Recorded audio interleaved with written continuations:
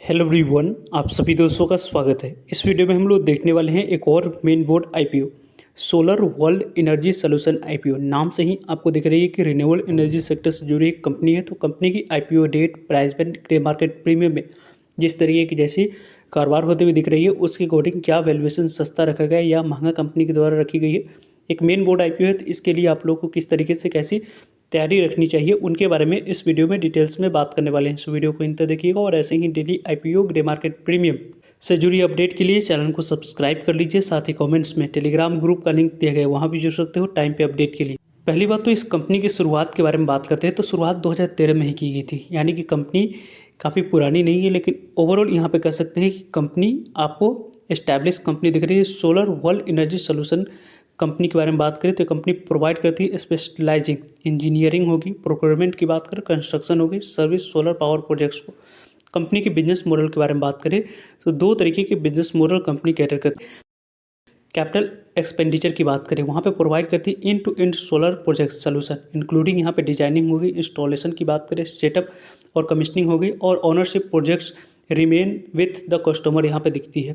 Company आप लोगों को रिन्यूएबल एनर्जी सर्विस कंपनी के तौर पे मॉडल यहाँ पे प्रोवाइड कराती है, जिसकी customer can adopt solar power without any, आपको कोई भी अप फ्रंट बिना इन्वेस्टमेंट किए ही आपको ओनर बन सकते हैं, और हेल्प करती है business reduce the carbon footprint और यहाँ पे minimal financial burden.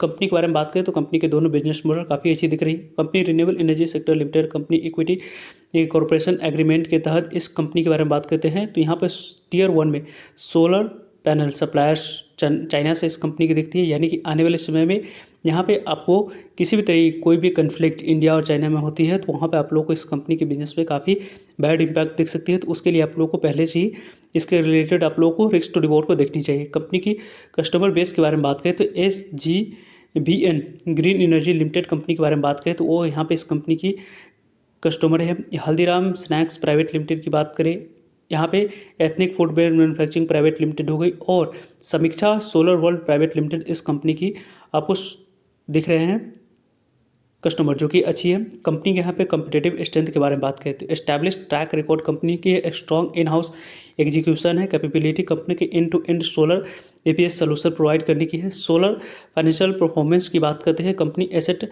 Light business driven करती है। स्ट्रॉन्ग कस्टमर यहाँ पे रिलेशनशिप बिल्ड है, और company reliable delivery projects on significant focus quality company की रखती है। कंपनी यहाँ पे एक्सपीरियंस मैनेजमेंट टीम और क्वालिफाइड प्रोफेशनल यहाँ पे कंपनी के द्वारा आप लोगों को सिग्निफिकेंट इंडस्ट्री एक्सपीरियंस के साथ ओन करती है। ओवरऑल कंपनी के बारे में बात करते हैं तो कंपनी की बिजनेस मॉडल काफ़ी अच्छी है, लेकिन रिस्क हम लोगों ने देखा कि चाइना पे इंटायर बेस जो दिख रही है उसके अकॉर्डिंग आप लोगों को आने वाले समय में इसकी वॉच लिस्ट आपको ऐड ऑन करके।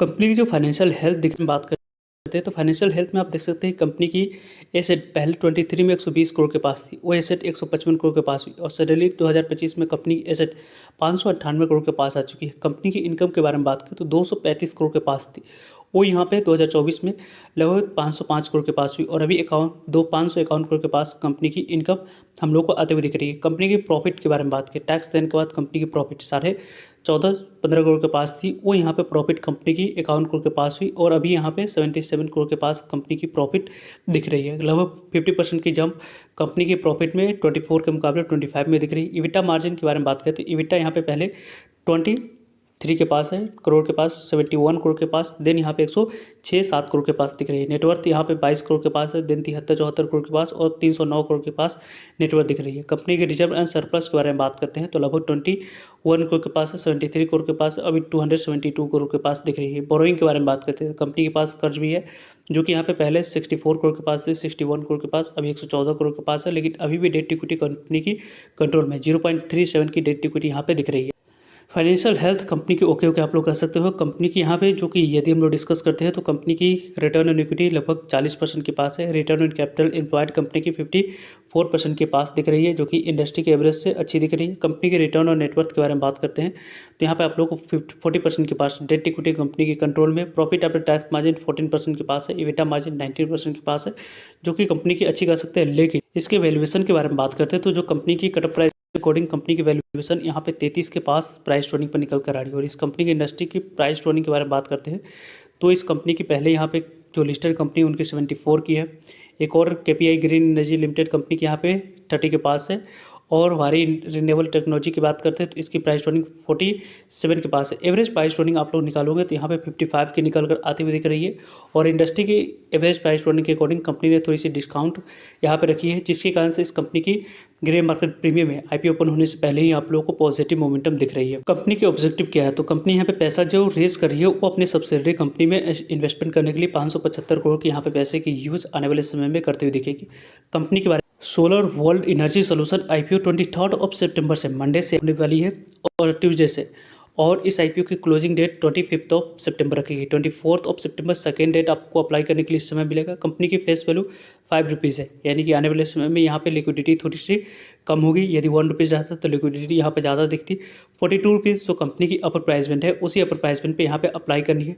और कंपनी के बारे में बात करते हैं तो लगभग आप देख सकते हैं कि फ्रेश इशू और ऑफर फॉर सेल दोनों की कॉम्बिनेशन है। लगभग 490 करोड़ की टोटल इशू साइज इस कंपनी की दिख रही है। इस 490 करोड़ की इशू साइज में 440 करोड़ फ्रेश इशू है, कंपनी के पास पूरे पैसे जाते हुए दिखेगी लगभग। और 50 करोड़ तक की बात कर ऑफर फॉर सेल है, जिसके माध्यम से प्रमोटर्स और एग्जिस्टिंग शेयर होल्डर्स अपने स्टेक को सेल करते हुए देखेंगे। बुक बिल्डिंग आईपीओ है, बीएससी एनएससी दोनों जगह पर कंपनी की लिस्टिंग होने वाली है। रही बात इस कंपनी के डिस्ट्रीब्यूशन के बारे में बात करने की तो 75% पोर्शन QIB के पास जाएगी, 10% शेयर रिटेलर्स कैटेगरी के पास जाते हुए दिखेगी और 15% शेयर HNI कैटेगरी के पास जाते हुए दिखेगी। यानी कि इस आईपीओ में बात करते हैं तो यहाँ पे आप लोगों को 35% तक के शेयर रिटेलर्स के पास जानी चाहिए थे, लेकिन ओवरऑल 10% तक ही अब रिटेलर्स के पास जा रही है। यानी कि कम से कम वॉलेटिलिटी बारे में बात करें तो यहाँ पे आपको आने वाले समय में लिस्टिंग के बाद कम होती हुई दिखेगी, इसकी चांस ज़्यादा बन। वैसे इस आईपीओ के आने वाले समय में 23 सितंबर से ओपनिंग डेट रखी गई, तो पहले दिन किस तरीके से कितनी अच्छी रिस्पांस मिलती है उसको देखना इंपॉर्टेंट आएगा। 25 सितंबर आपको क्लोजिंग डेट रखी गई। 26 सितंबर अलॉटमेंट मिली है नहीं उसके बारे में इन्फॉर्मेशन मिल जाएगी। 29 सितंबर को नहीं मिलने पर पैसे रिफंड करने की डेट है। 29 सितंबर को ही डीमेट अकाउंट में शेयर को क्रेडिट कर दी जाएंगे। और 13 सितंबर को कंपनी की लिस्टिंग आपको BSE NSE दोनों जगह पर होते हुए दिख जाएगी।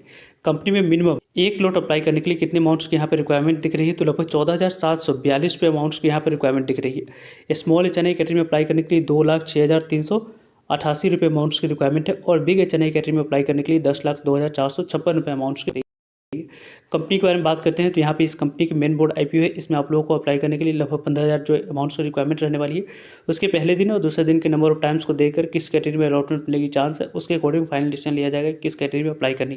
ग्रे मार्केट प्रीमियम को देख तो कल इस आईपीओ की ग्रे मार्केट प्रीमियम 39 रुपीज़ पे कारोबार कर रही थी और 390 रुपये 11% के आसपास लिस्टिंग मिलने की चांस बन रही थी। लेकिन आज के डेट में इसकी ग्रे मार्केट प्रीमियम 56 रुपीज़ पे कारोबार करते हुए दिख रही है। लगभग यहाँ पे इसकी ग्रे मार्केट प्रीमियम 407 रुपये 16% के आसपास लिस्टिंग मिलने के चांस है। लगभग 2352 रुपये के आसपास आईपीओ लिस्टिंग देती हुई दिख रही है। बिग HNI स्मॉल HNI में अलॉटमेंट मिलती है तो लगभग 32,000 के आसपास आईपीओ लिस्टिंग देती हुई दिख रही है। वैसे ओवरऑल इस कंपनी के बारे में टाइम पे आप लोगों को सभी अपडेट मिलते रहेंगे, इससे जुड़ेगा ताकि आप लोगों तक अपडेट पहुँच पाए। वैसे आप लोग की क्या ओपिनियन है, किस तरीके से कैसे आप लोग इस आईपीओ के रिलेटेड तैयारी करें, कॉमेंट्स करके बता सकते हैं। मिलता है एक नए इन्फॉर्मेटिव वीडियो में, तब तक लीजिए जय भारत।